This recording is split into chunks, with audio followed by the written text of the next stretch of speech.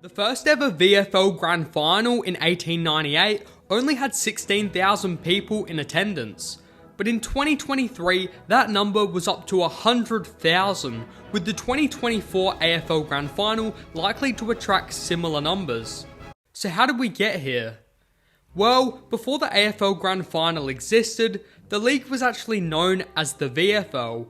In 1897, 8 Victorian clubs left the Victorian Football Association to form the Victorian Football League, or the VFL. The first ever season included Carlton, Collingwood, Essendon, Fitzroy, Geelong, Melbourne, South Melbourne and St Kilda. In this new competition, the winner was decided very differently to how it is nowadays. While the VFA gave the premiership to the team who finished on top of the table, as there was no ladder back then, the VFL introduced a final series to determine the premiers instead. These finals matches were meant to make the end of the season more exciting and create more interest from the public.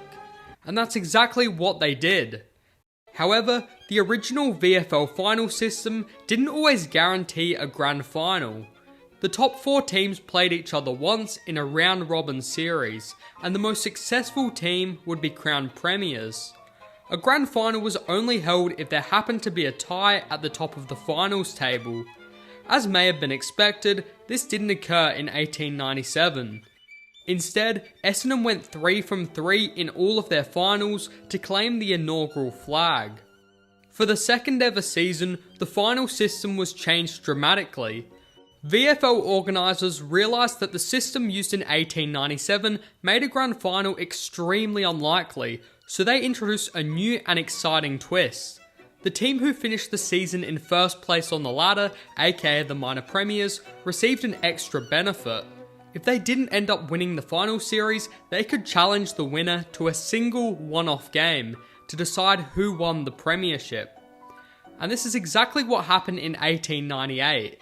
Essendon won the minor premiership, but didn't perform as well in the finals as Fitzroy, who remained undefeated for its entirety. This meant a final match between the two clubs was needed to determine the overall winner. Let's just say that Essendon were not too happy. The Bombers initially argued that they should be awarded the premiership, regardless of the rules, and threatened to forfeit the extra game. However, the VFL stood firm, and Essendon had to face Fitzroy in the decider. Back then, this was called a challenge match and was later known as the VFL's first ever grand final. The game took place on September 24th, 1898 in front of a 16,500 strong crowd.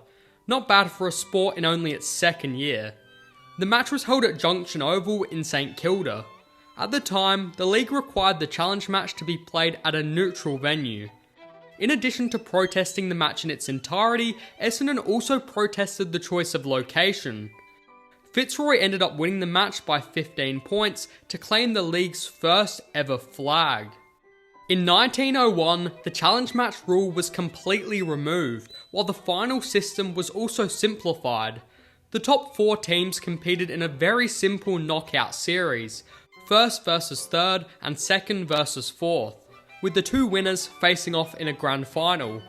That same year, Geelong won the minor premiership by a comfortable margin, 2 games ahead of second placed Essendon.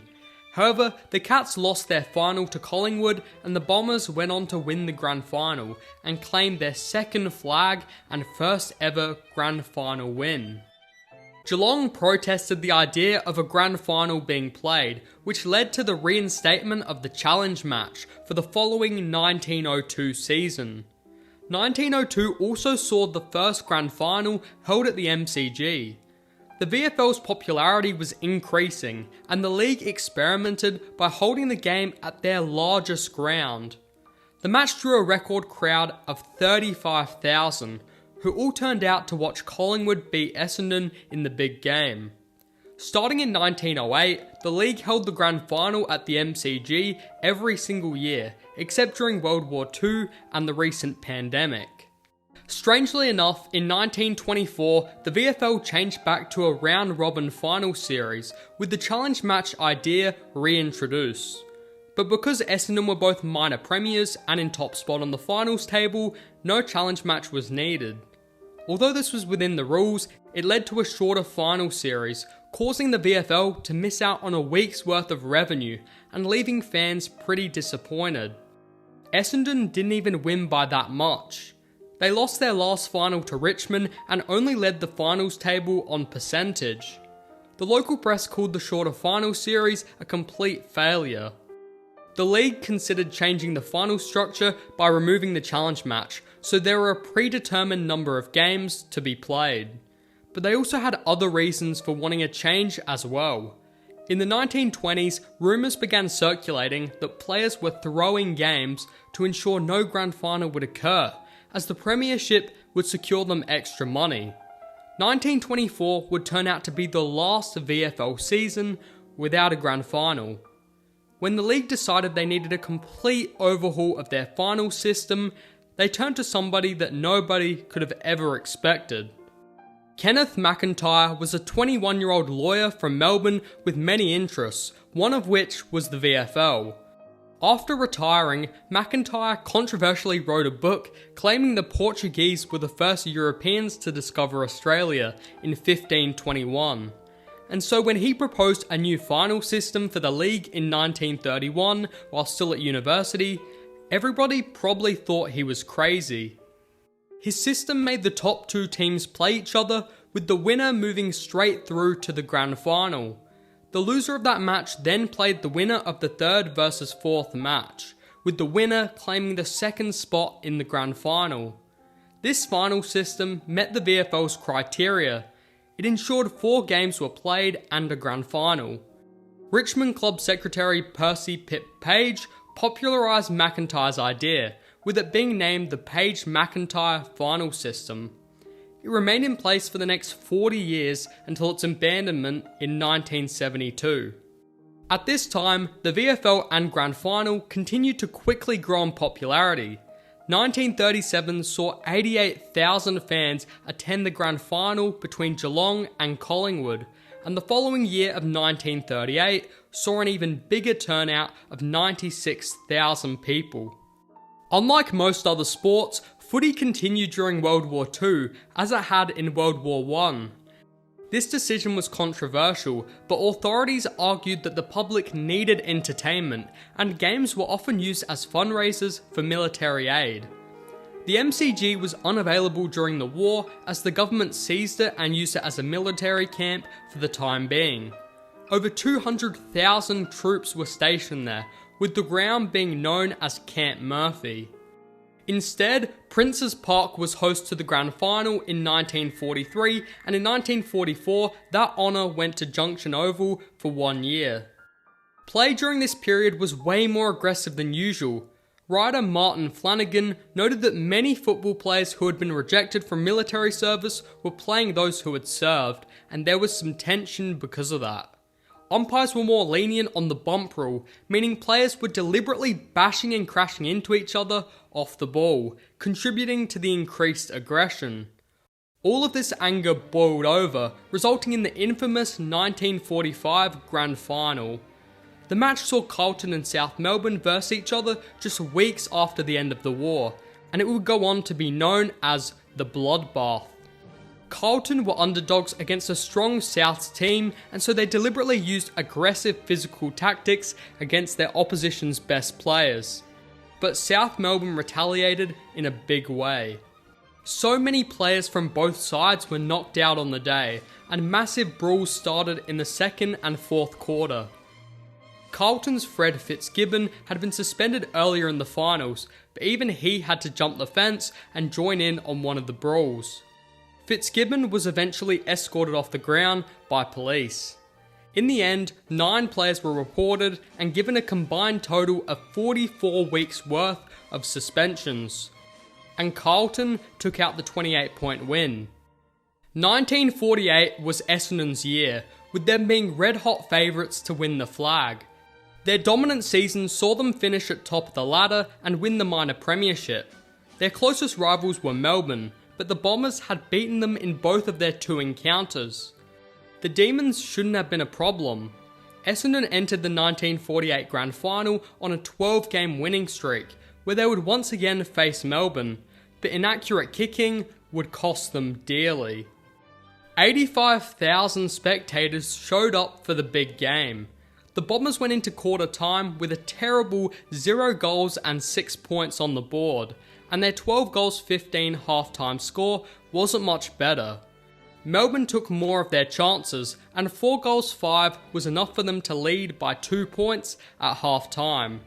Essendon found better goal kicking form in the second half, taking a 12-point lead late in the fourth quarter. However, Melbourne quickly scored 2 goals to level scores, leading to a dramatic last few minutes. Demons' all-time great full forward Norm Smith was playing in what could have been his last game for the club if they lost. Smith had a shot from 45 out on the run to win the game, but shanked it all the way out on the full. Even a point would have won it for Melbourne. The match had ended in a draw, making it the first drawn grand final in VFL history. The rules stated that a grand final replay would commence the next Saturday. In that replay, Melbourne won pretty comfortably by 39 points. There have been 2 drawn grand finals since then. Firstly in 1977 between North Melbourne and Collingwood, and secondly, more recently in 2010, between St Kilda and Collingwood. Both of these matches had to be replayed the following week. However, after that 2010 draw, the rules were changed, so extra time will now be played in the event of a draw. 1959 was the year that the VFL introduced the Premiership Cup. VFL President Sir Kenneth Luke came up with the idea. After attending the FA Cup final at Wembley Stadium in London, Luke was impressed by the cup presentation and decided to introduce a similar tradition to the VFL. Melbourne defeated Essendon in the 1959 Grand Final, beginning the Demons' insane run of 7 consecutive Grand Final appearances from 1954 to 1960. Melbourne captain John Beckwith actually walked alone into the stands and received the cup from the Victorian Governor before taking it back to the ground to celebrate with teammates. But what are the AFL's Premiership Cups actually made of? Well, they're plated with silver on the inside and gold on the outside. One Premiership Cup costs at least $7,000, most likely more, and weighs roughly 6 kilos. They're actually manufactured by the same company that does the Brownlow medals. Interestingly, clubs that won premierships before 1959 are allowed to order Premiership Cups, but it must be out of their own pocket. Another milestone occurred in 1961, when the VFL had its first televised grand final. TV was first introduced in Australia in 1956, as Melbourne hosted the Summer Olympics that year. VFL coverage started in 1957, when Channel 7, Channel 9 and the ABC would broadcast the final quarter of a select few matches. All of the TV stations wanted to broadcast entire matches live, but the VFL said no. They were scared that if people watched the games on TV for free, less people would attend the matches in person. Looking back, they couldn't have been further from the truth. Anyways, in 1961, Channel 7 put forward another offer to the VFL to broadcast the grand final live, but the VFL once again rejected the offer. Although the game was sold out, the VFL feared that country footy would be impacted, with most country leagues holding their own grand finals on grand final day. Instead, soon after, there was a delayed replay of the grand final played on TV, which solved that problem. No VFL grand finals were televised on live TV until the 1977 grand final. 1961 was a big year, and not just for that. Hawthorn also claimed their first premiership after defeating Footscray by 43 points. It was the first time that both grand finalists were not a part of the 8 original clubs, with both teams joining the VFL in 1925. The 1950s and 60s saw grand final attendances continue to rise, year over year. The MCG's capacity had been greatly increased for the Olympics, allowing even more people to attend grand finals. Thousands would climb fences and sneak in, leading to higher numbers than the MCG could accommodate for. It's hard to believe, but 121,000 people crammed into the MCG for the 1970 Grand Final to see Carlton play Collingwood. This attendance record will likely never be broken unless the MCG is renovated.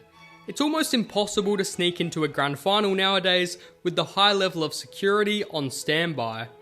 But those 121,000 people got to see arguably the greatest Grand Final of all time. Collingwood went in as heavy favourites. The Pies dominated early, building a strong 44-point lead by half-time. Star full forward Peter McKenna led all goal kickers on the ground, with 5 goals by that point. But McKenna suffered a concussion after colliding with a teammate.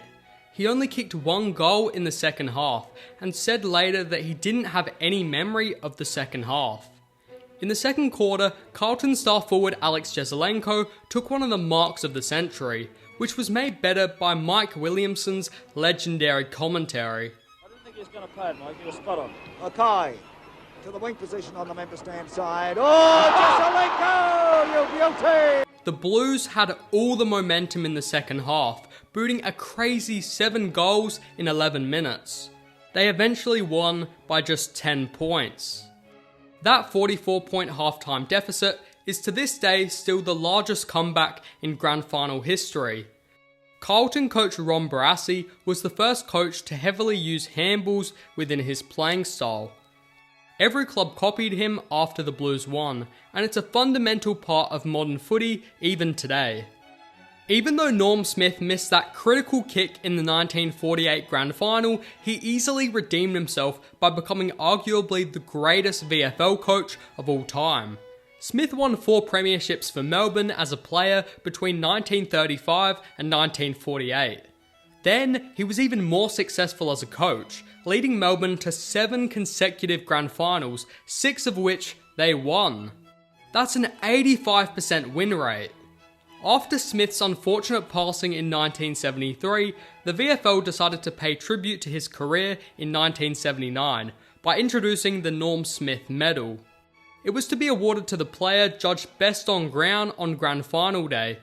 Coincidentally, that was the same year that Collingwood and Carlton had their long-awaited Grand Final rematch, 9 years after that first Grand Final. Now first, let's go over how the Norm Smith works. A panel of 5 judges, including former players, coaches, journalists and commentators, each vote on who they think is the best player, using a 3-2-1 voting system. The player who receives the most votes wins the prestigious medal. And fun fact, it's actually not possible for there to be 2 winners. If there's a tie in votes, a count-back system is used. Basically, the player with the most recorded 3 votes wins. If that's a tie, then it's most 2 votes, and so on. This has only happened once, in 2009, when Geelong's Paul Chapman won over St Kilda's Jason Graham, in what many Saints fans will call daylight robbery. Carlton's Wayne Harmes was the first ever Norm Smith medal winner in 1979. Harmes was initially named to play back pocket, but in the second quarter he was moved into the midfield where he dominated for the Blues, helping them shift all the momentum their way. It was late in the match. The Blues only led by 4 points over the Pies. Carlton's forward entry seemed destined to go out of bounds. That was when Harmes dived towards the boundary and slapped the ball back into play. The umpires called play on, and the ball landed into the hands of teammate Ken Sheldon in the goal square, who then scored the sealer. Collingwood ended up losing the match by only 5 points. To this day, Pies fans still argue that that ball went out of bounds, but that moment wasn't even the craziest part of all of it. Because as it would turn out, Wayne Harmes is actually the great-nephew of, you guessed it, Norm Smith. The VFL underwent massive expansion during the 1980s and 1990s, when a lot of the interstate clubs that we know today were introduced.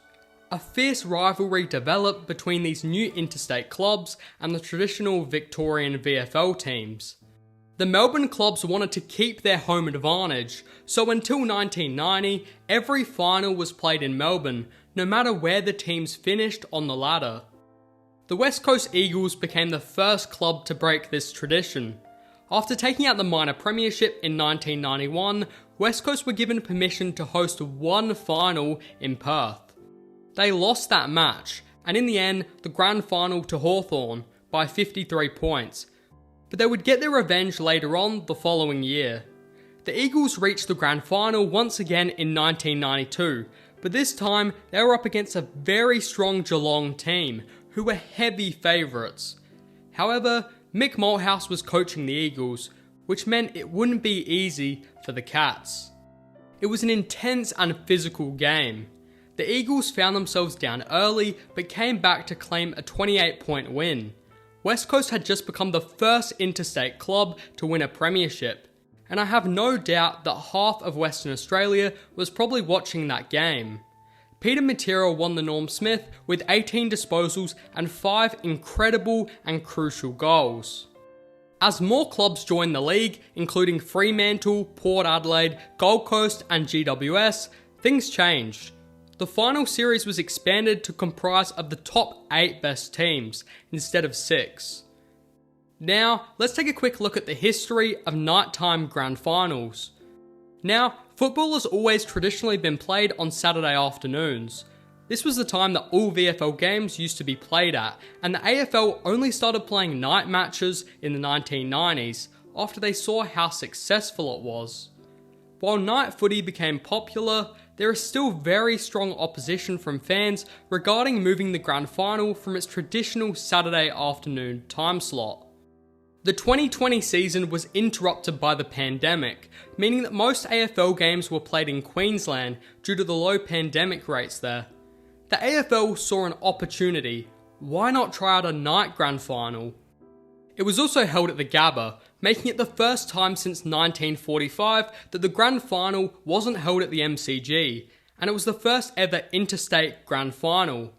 Richmond were fresh off 2 premierships in 3 years, beating Geelong in front of 50,000 fans to make it 3 out of 4. The night grand final got mixed reviews.